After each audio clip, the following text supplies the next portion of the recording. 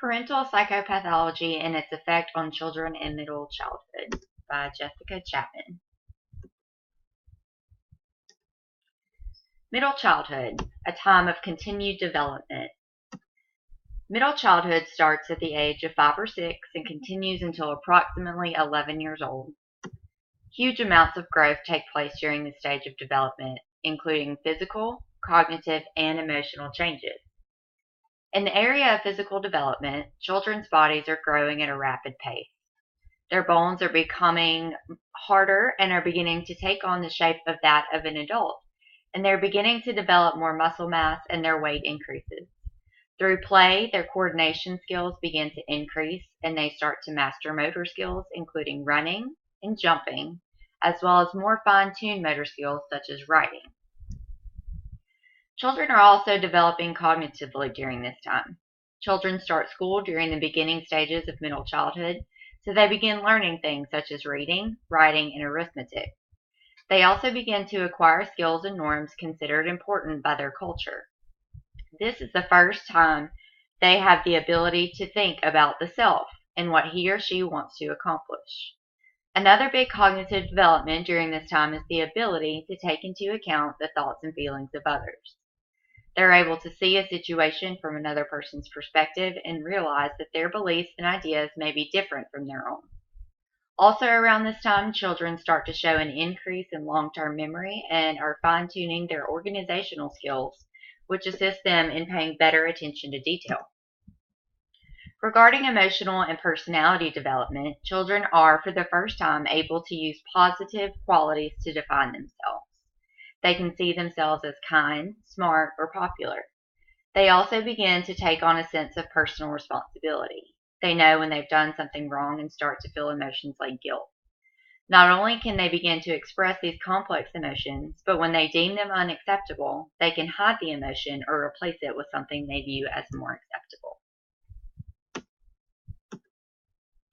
Like all groups, children in middle childhood face certain risk factors.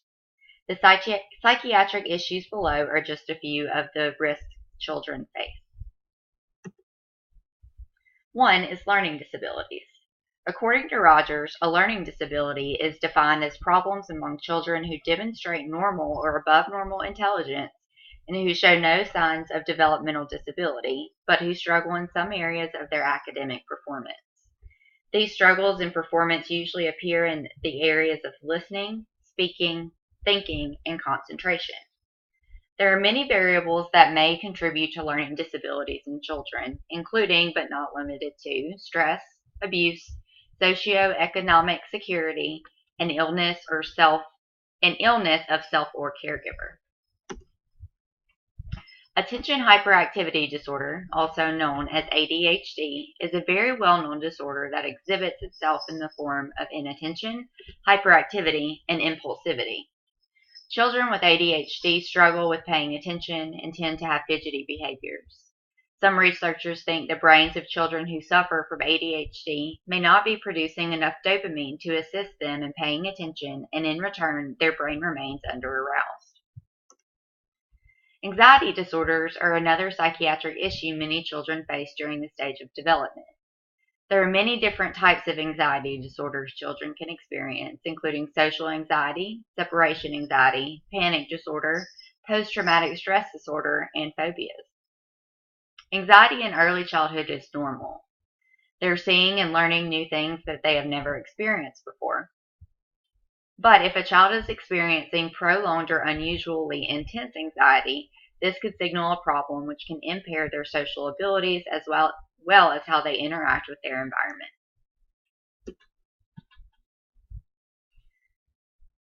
Another psychiatric disorder children may face in middle childhood is childhood depression. This video by Saber Haser shows us the signs, symptoms, and causes of childhood depression, along with different types of depression that may be seen and best ways to identify whether or not your child is depressed and types of treatment available.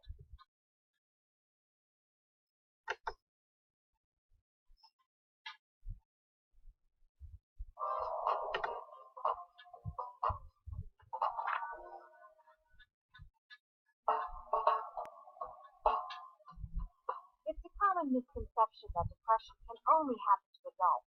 In reality, depression can impact anyone at any age, including children and teens. And studies say Latino youth are at a higher risk to experience depression than non-Hispanic white youth. Here are some signs that every parent should be on the lookout for. I think for children, of course, if they verbalize it, that's important to pay attention to. If they don't verbalize it, you can look for behavioral markers such as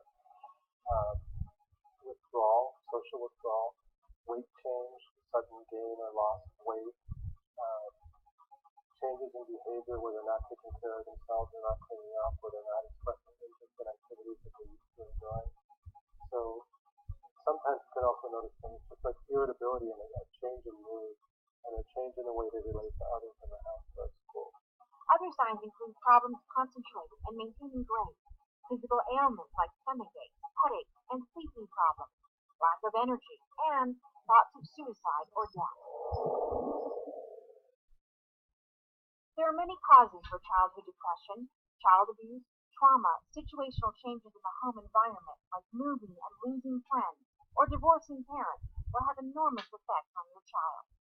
There's something about a child wishing for the dad and the mom together, even in the worst of situations. So it is hard. They get sad. They get angry. Children, remember, hide their depression through anger. So you see them as, gosh, they are so rebellious or they're so ugly right now. But they may be hiding some depression.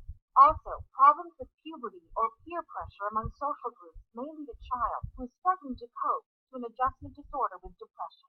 There are also more biologically based kinds of depression, like major depression, that's not so much situationally based, although it can be triggered by a situational change. And there are lighter forms of depression, such as dysthymia. Dysthymia is a kind of depression that is probably less visible because it doesn't affect your level of functioning. You can go to work, you can go to school, you can function, but you have trouble on most days enjoying things or having positive mood. If you're worried that your child is suffering from depression, according to experts, the first thing a parent should do is ask, why are you so sad? And to really listen to your child without influencing their answer. So what's important is to be able to listen. And then if the depression is persistent, it's to be willing to get professional help and to destigmatize what depression is. That is, to not make it be some sort of negative thing. It's something that you treat. If you have a heart problem, you go to the doctor. If you break a leg, you go to the doctor. If you have a biologically based depression, you need to go to a specialist that know how to deal with that. Bringing your child to a specialist or a psychologist will help create an environment for the child where he or she can safely talk and express their true feelings without worrying about hurting their parents. A psychologist can do is in some ways help, if it's appropriate, to be the voice for the child with the parents, to be able to express and articulate things that a child might not be able to at that age, or might not be willing to. And also to provide expert guidance to the parents on how the parents can help at home, how they can be supportive and encouraging of the child to deal with the depression proactively instead of reactively, where it's gotten to be so bad that it's causing a lot of pain.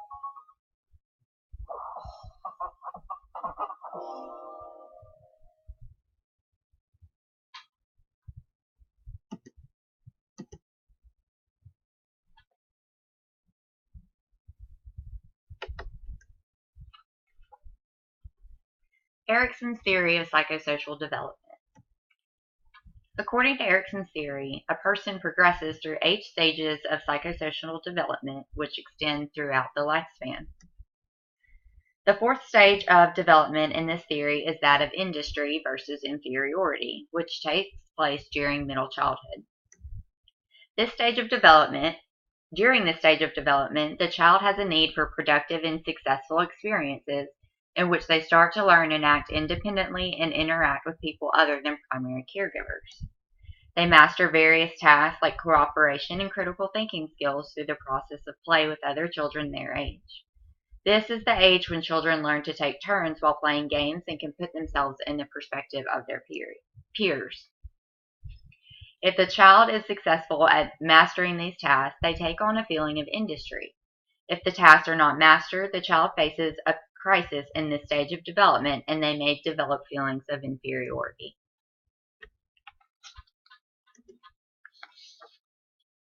Applications of Erikson's psychosocial development theory regarding industry and inferiority. The child develops a sense of industry when she learns to cooperate with her peers and adults, including parents, but also teachers and other adults she starts to come in contact with. When she has success at academic, social, or other areas like sports, music, or art, this strengthens a sense of industry. If a child isn't successful in one area but excels in another, this can compensate for any feelings of inferiority that may develop from a lack of success. If a child is successful in one or more of these domains, they experience a sense of competence and positive attitude toward themselves, life, learning, and engaging with others.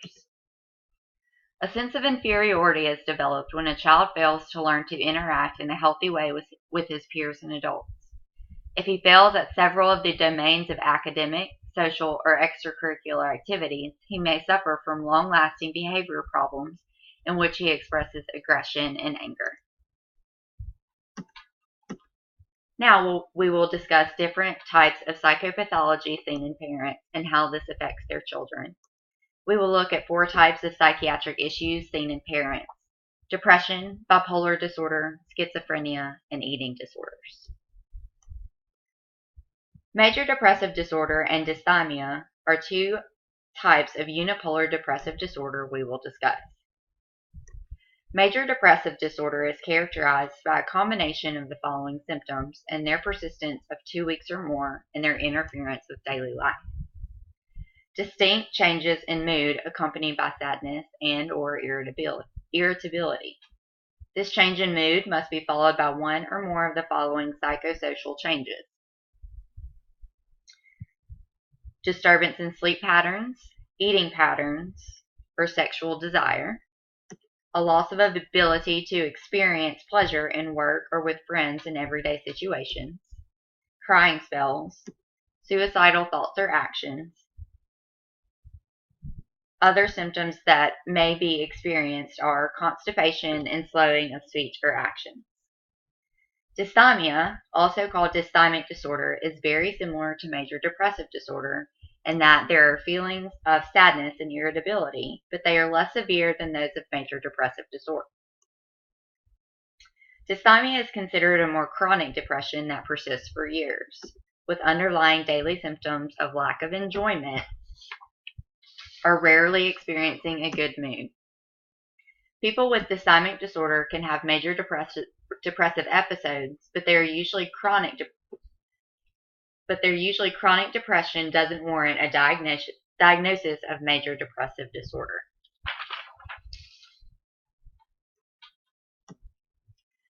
Parental depression and its effects on children.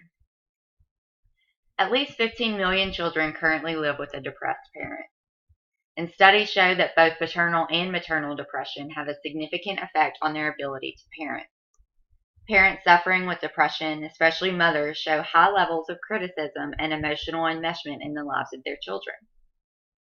This leads to lower overall functioning on the part of the child.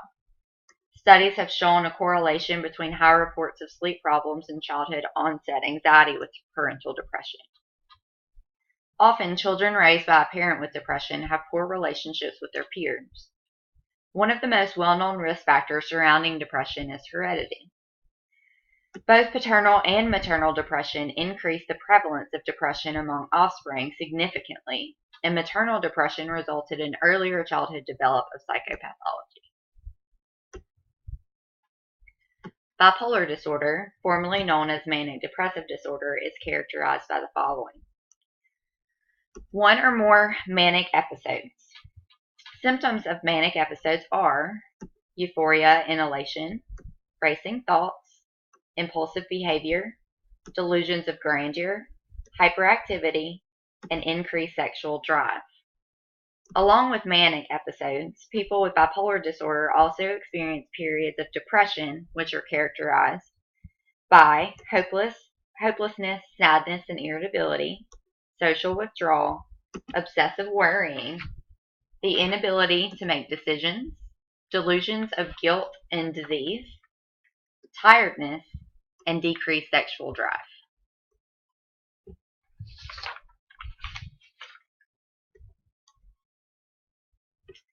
Parental bipolar disorder can have many effects on offspring. Like many other psychiatric disorders, children of parents with bipolar disorder have a 5 times greater risk of developing bipolar disorder themselves. They also have a high risk for other nonspecific psychiatric problems as well as specific psychiatric disorders. Many children of bipolar parents have adjustment problems and have high rates of conflict within the family. Families tend to be less cohesive and less organized. Interpersonal relationships within the family are affected as well. Children of bipolar parents have developmental differences than other children regarding perception of and responding to conflict within their families. Parents have been shown to interact negatively with their children and are less expressive. And studies have shown that even when the bipolar parent is in remission, the family is still at risk for exposure to the effects listed above. Here is a bit more information on the effects of parental bipolar disorder on children. The following chart was published in a 2015 study in the Journal of Family Psychology. 206 offspring of 119 bipolar disorder parents participated in the study and were assessed for different psychiatric disorders. The percentages in this chart represent the mean amount of offspring who suffered from each. Bipolar disorder 1 or 2, 8.7% suffered. Depressive disorder, which includes major depressive disorder or dysthymic disorder, 9.5%. Anxiety disorder, 35.8%. Disruptive behavior disorder, which includes oppositional defiant disorder or conduct disorder, was at 28.7%. And ADHD, both inattentive and hyperactive or combined, was at 29.5%. Schizophrenia is literally translated as split mind. It can be a very severe and debilitating disorder and is characterized by the following symptoms. Thought process of those who suffer from schizophrenia are significantly fragmented, disturbed, and irrational, and they display delusions, which are false beliefs that are maintained even though they are clearly not in reality. People with schizophrenia also suffer from different forms of hallucinations, such as hearing their name or voices who are insulting or argumentative. Their speech tends to be disorganized and hard to follow, and they usually lack adaptive behavior, or it begins to deteriorate over time. After a while, they can no longer function in work, social relations, or basic personal care.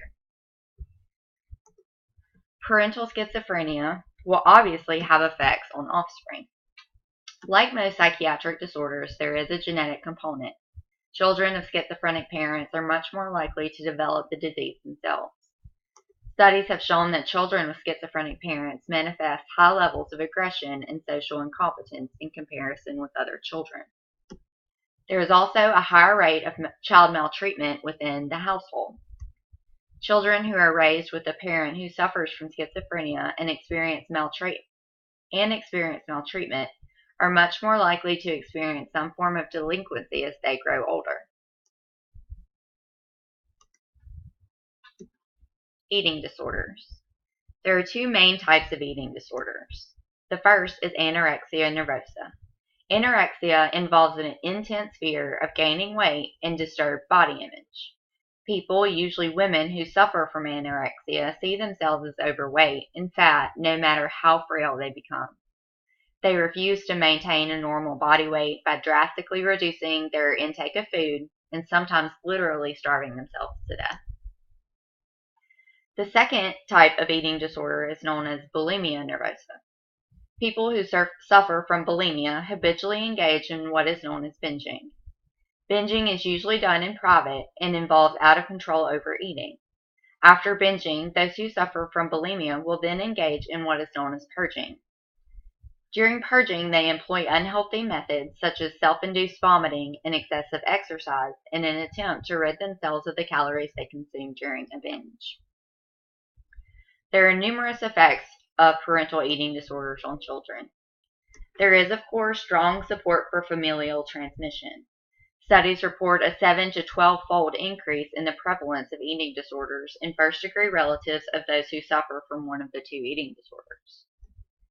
It tends to be a normal finding among mothers of eating disorders to express negative comments about their children's eating habits and body weight. Children of mothers with an eating disorder also tend to have lower body weight in comparison with their height and age in control groups. Mothers with bulimia nervosa were often noted during studies as not keeping food in the house, while mothers with anorexia nervosa were very likely to underfeed and restrict their children's diets. Both mothers with anorexia and bulimia nervosa use different extreme methods of rationing the amount their children intake by forbidding sweets and discouraging their children's requests for second helpings of meals. Mothers with eating disorders tended to be more controlling and intrusive in every area of their children's life, not just with eating habits. In return, children were often found to have lowered emotional tone and were less happy during both mealtimes and play.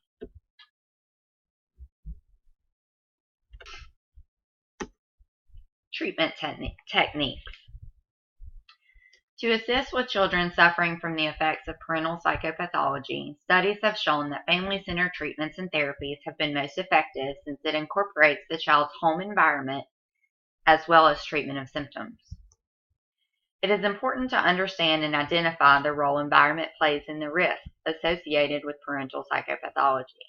This may assist in early identification and prevention of familial issues and future child psychopathology. Studies show that intervention aimed at enhancing family functioning may be particularly advantageous in prevention of future psychopathologies in offspring, especially those families who have a parent suffering from bipolar disorder. Participation in a multifamily psychoeducational group treatment has been associated with improvement in family function, as well as acting as a preventative measure for many psychiatric disorders. Family-focused therapy was also associated with positive outcomes for symptomatic children who had a parent suffering from a psychiatric illness. The importance of family-focused treatments in relation to all the psychiatric illnesses covered are of great importance for prevention and early detection of child psychopathology.